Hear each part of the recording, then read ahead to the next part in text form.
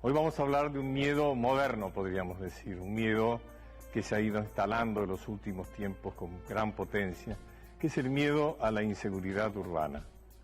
Para eso tenemos con nosotros al pensador mexicano Carlos Monsiváis.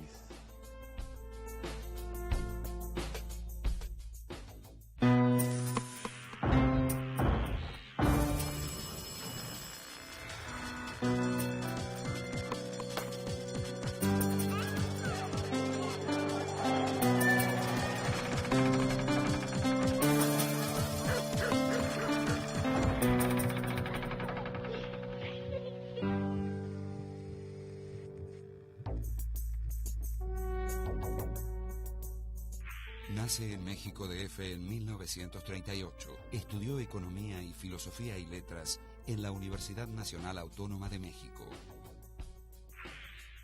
Es periodista, cronista, ensayista y narrador, y ha colaborado en los más importantes suplementos culturales y revistas de Latinoamérica.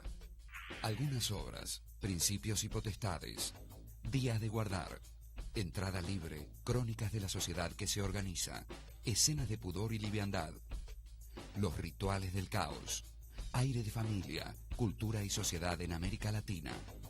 Yo te bendigo, vida.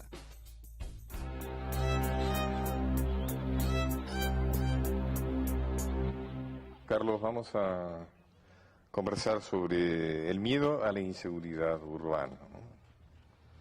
Y bueno, tú vienes de una ciudad donde esto es muy importante también en nuestras ciudades, ¿no? Pero en México DF seguramente esto es un tema prioritario. Desde luego, Pacho, lo que sucede es, hablas de miedo en la Ciudad de México y dices miedo a la inseguridad urbana. Hay miedos psíquicos, miedos económicos, pero ninguno tiene esa contundencia. Para empezar, es una ciudad formalmente de 14 millones de personas, pero en realidad viene a tener 23 o 24 millones, Ajá. Porque la zona conurbada ya se integró plenamente. Y para continuar, el desempleo es un registro cotidiano que ha ido en aumento. No ligo de modo mecánico el desempleo con la violencia urbana, pero sí tienen mucho que ver. Entonces, el miedo es tu guía roji para transitar en la Ciudad de México. Es aquello que te orienta. El miedo que decide los trayectos. El miedo hace las veces de radar, de consejero fiscal, de ayuda cotidiana. Sin el miedo tú no te guiarías de un modo más o menos seguro. Esto tiene que ver con todas las clases sociales, porque el 80% de los asaltos, si vamos a creer en las estadísticas, sucede en zonas populares. Y que están menos defendidas. Están muy escasamente defendidas y se da en los autobuses, se da en el metro, puede suceder en todas partes. No estoy diciendo que sea una ciudad invivible, estoy diciendo que es una ciudad en donde el miedo es tu manera de protegerte en primera instancia. El miedo puede desmovilizarte, puede disgregarte, pero sin el miedo no caminas. Qué interesante eso que has dicho, ¿no? De que el miedo de alguna manera es una guía de vida, ¿no? Que te señala esto sí, esto no hay que ir por acá, ¿no? Ahora también se puede decir del miedo que se ha creado una gran industria en torno al miedo a la inseguridad urbana, ¿no? Sí, pero la gran industria es el miedo a perder en torno al miedo a perder la vida. Los secuestros express son, como en toda América Latina, típicos. Te meten a un auto o te encierran en el taxi en el que vas, te llevan a las cajas automáticas a que saques dinero, te quitan lo que traes y todo el tiempo tú manejas tu miedo. Si es secuestro express no voy a perder la vida, porque no valgo tanto. Pero cuando no es secuestro express, el miedo a perder la vida se acentúa. Y entonces el miedo es la manera que tienes de controlar tu miedo. por así decirlo. Si no tienes miedo, debes tener miedo, porque el miedo, lo que me puede pasar, lo que me van a hacer, los ultrajes, en el caso de las mujeres, las violaciones, aguzan la inteligencia en la mayor parte de los casos. Y siempre los testimonios son de la serenidad que tuvieron para, a partir del miedo, manejarse con los secuestradores, o para, a partir del miedo, manejarse con los asaltantes. Lo de la bolsa o la vida, que era tan representativo del siglo XIX y la primera mitad del siglo XX, ahora es la bolsa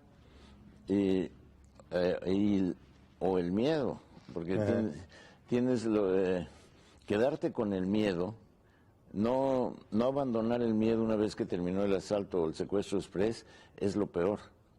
El miedo es entonces sí, cuando ya no es el miedo como respuesta a lo que te está pasando, sino es el miedo en el que ya continúas habitando, te disgrega, te atomiza psicológicamente. Otro de los miedos más cotidianos es el miedo de la calle, el miedo de la noche, el miedo de andar solo, el miedo de la seguridad / inseguridad. Yo muchas veces siento un escalofrío en el cuello. Quien pasó por estas situaciones, yo pasé en algunas cuantas oportunidades por el hecho de ser asaltado y o robado con armas y todo esto. Nada, sentís como una especie de cuchillo helado que te cruza la espina dorsal. Eso es miedo. Y es cuando nada, por ahí, nada, qué palabra.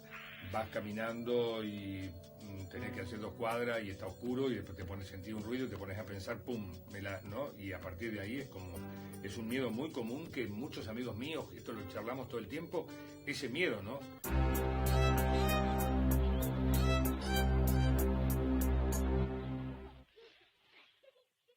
Cuando yo me refería al miedo y la industria, también me refería al hecho de el miedo ha generado la industria del barrio cerrado, de la seguridad privada, ¿no es cierto?, del auto blindado. Pero ¿cuántos pueden darse el lujo de tener miedo? Por eso, claro.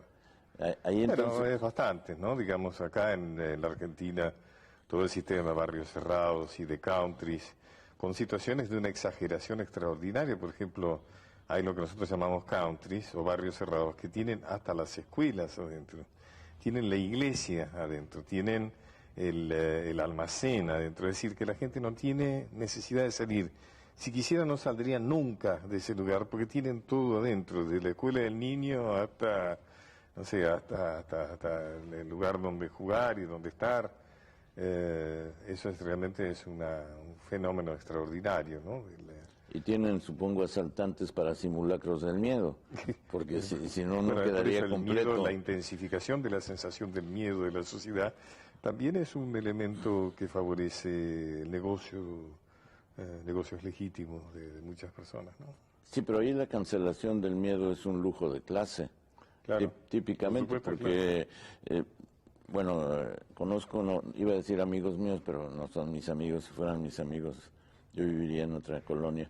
Conozco personas que, por ejemplo, tienen 50 guardaespaldas. Claro, sí. Las manejan, 50 que están actuando, están dando vueltas los autos, están con ellos, están controlados, tienen chips para en cualquier momento desde satélites saber en dónde se encuentran ellos, su familia. Si se juntaran todos los guardias privados que hay, si alguna vez decidieran, bueno, vamos a juntarnos, podrían tomar el poder tranquilamente, ¿no? El otro día salió una nota en los periódicos donde decía que hay más guardias privados que policías, ¿no? Que policías oficiales.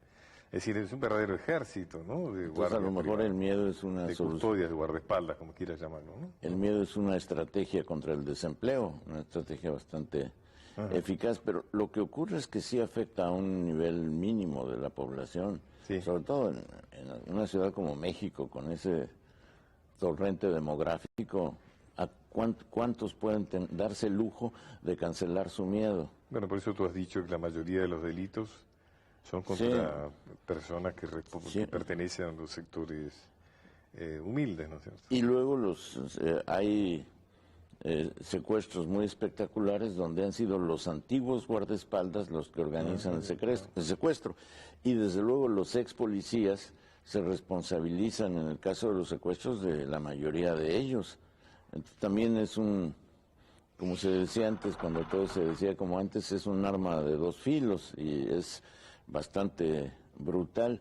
Ahora, si vamos al miedo ya como sensación urbana de la que no te puedes despegar, yo en las noches, cuando tomo un taxi, lo hago con miedo.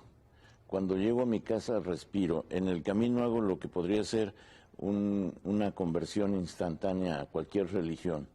Entonces ya, la que sea, tengo ya, elijo al Dios que rezarle, que va cambiando.